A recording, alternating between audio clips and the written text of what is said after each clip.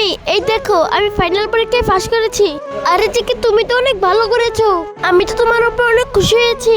Mummy তোমাকে অনেক ধন্যবাদ, খুশি আজকে তোমাকে চিংড়ি মাছ খাওয়াবো। যাও প্রমিস করলাম, এখন আমি অফিসে চলে যাই, আমার দেরি হয়ে গেছে। আরে মাম্মি কত কাজ করে, আজকে না হয় আমি মাম্মিকে চিংড়ি মাছ খাওয়াবো। এই পাশের পুকুরে অনেক লাল চিংড়ি আছে। আরে এই তো নাড়াচাড়া করছে, দেখি কতগুলো লাল চিংড়ি মাছ পেয়ে গেছি। এখন আমি তাড়াতাড়ি বাসায় চলে যাই। এখন আমি চিংড়ি মাছগুলোকে ভালোভাবে ধুয়ে নিব। আরে বাহ, চিংড়ি মাছগুলো কত সুন্দর লাগছে। তা কিছু সবজি দিয়ে দিই, তাহলে মাম্মির খেতে আরো বেশি ভালো লাগবে। আরে চিংড়ি মাছগুলো তো লাল টকটক হয়ে গেছে, আজকে রান্না কি যে হবে না। আমি এর সাথে একটু কলিং দিয়ে দিই, তার জন্য আরো বেশি স্বাদ হবে। আরে আরে এখনই তো অনেক সুন্দর সুগন্ধ আইতাছে। আমার রান্না প্রায় হয়ে গেছে, এবার মাম্মির জন্য অপেক্ষা করতে হবে। মাম্মি তাড়াতাড়ি চলে আসো, তোমার জন্য সারপ্রাইজ আছে। আরে মাম্মি আসছে না কেন, আমার তো অনেক চিন্তা হইতাছে।